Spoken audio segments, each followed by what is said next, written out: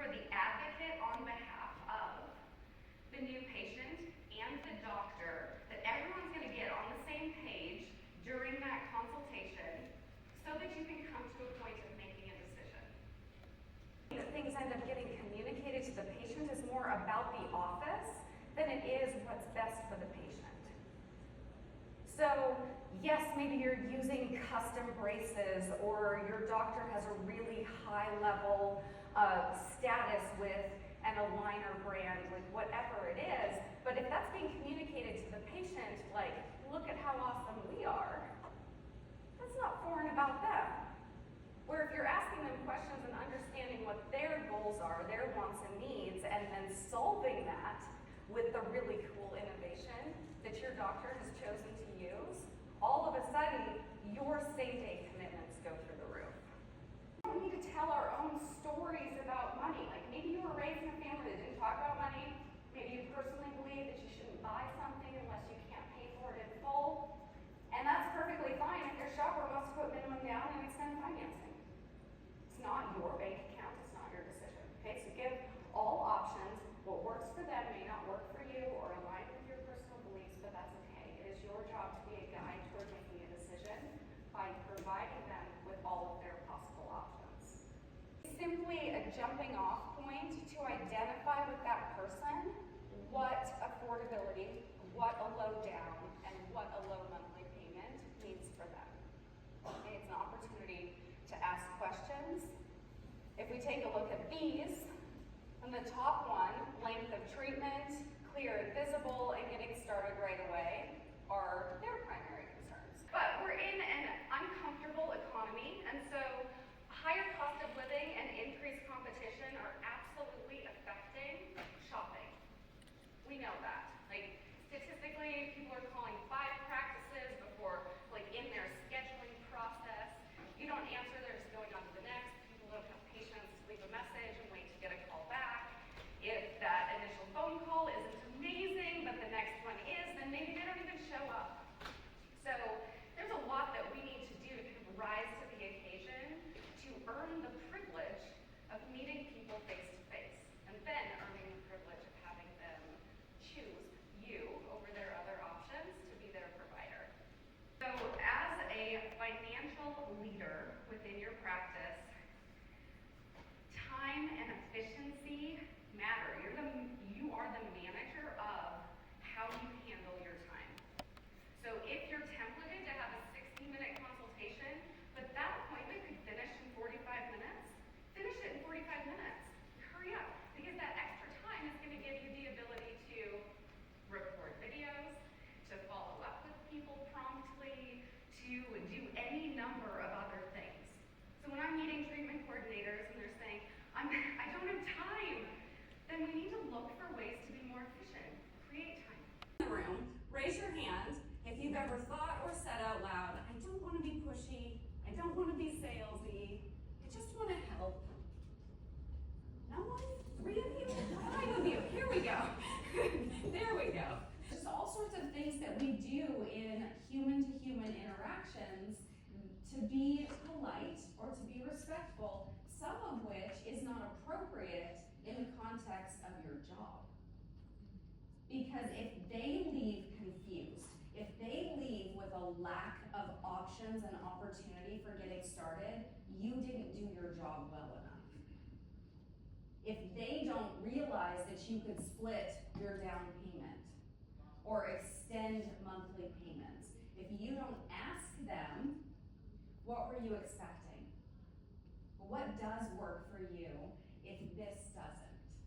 If we're not opening up those conversations, then all of a sudden, they leave to go home and talk to someone else. They're going to another consult. Like, they're still shopping for the solution that fits in their budget because you didn't take that conversation to the next level. So maybe you couldn't afford treatment in your office. Maybe you do think it's expensive. That doesn't matter in your sales conversation, right? Maybe you do think that it's totally normal to sleep on big purchases or to go home and talk to someone else. So as soon as someone says, the other decision makers at home, you just stop. You're like, okay, well, that validates how I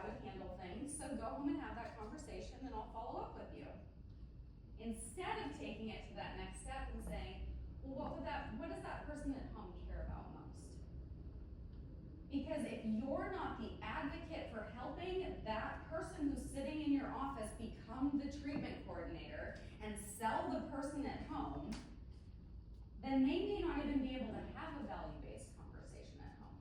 Before you put financials up at the end of the consult, I definitely recommend turning and asking the person, like, did you pre-plan a comfortable down payment? Do you have a target or comfortable monthly payment in mind?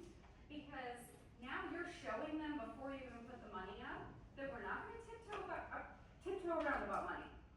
Okay? I want you to talk about money as confidently and casually as you're talking about their teeth and their summer vacation. It should not be weird. If your body language changes, if your tone of voice changes, if your rate of speech changes, you are suddenly giving too much pressure to something that they knew was part of the process before walking through the door. We've figured out a financial plan you told me fits in your budget, so next steps is signing this agreement, processing your down payment, and scheduling you to get started. It is what it is, right? Like, this is the process for becoming our patient. And you want to lay it out with confidence and authority and guidance and compassion and, hey, we've connected all your puzzle pieces here, so let's do this. And wait for them to say, I'm not ready. And then you go, okay, tell me more about that. I'll experience someone who just won't tell us anything. They're like, why are you here? I can't break through. I can't get a read on this person. That's when you say, you know what? We're not for everyone. So if this isn't what you were expecting, if this isn't a good fit for you, that's perfectly fine. And so in however you would say, you're like, listen, I'm gonna follow up with you a lot over the next couple of months because that's my job. So would you like me to do that? Or are you thinking that maybe this isn't what you want? Now, when we open the door for no, treatment coordinators, sometimes that is really intimidating. We don't want people to say no to our face because we want them all to say yes. But we actually do want someone to say, no, this isn't for me, if that's actually their truth, so that we don't have to waste our time getting ghosted by someone, right?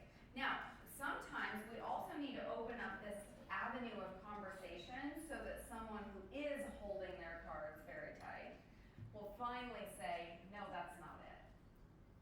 This is actually what I'm thinking. This is actually what's going on. Then we want to go back and really focus on the same-day commitment, because in addition to reducing follow-up needs, it also is cost savings for the practice.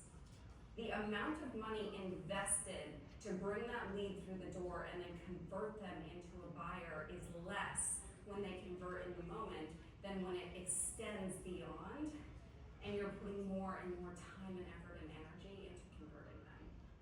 People coming in that have been in your observation or growth and guidance program, and it's time to be treatment plan, and they're like, oh, I didn't know we were gonna do that today. That's your fault, not theirs, right? They can't get started in the moment because they didn't know that was gonna happen. Like, that's an indicator that we need to be communicating better. Opportunity to distinguish yourself, to really differentiate yourself, is by going above and beyond in fine ways. Okay? It's looking for solutions and opportunities. It's digging in and connecting with people.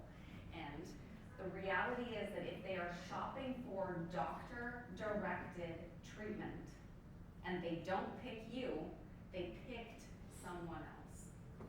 Right? They're not your follow-up, they're not a lead anymore because they're doing business elsewhere. So, distinguish yourself. Really go to the effort as a team and as a treatment coordinator, as a doctor, of looking for opportunities to do what you're doing with more intention so that you are the one that people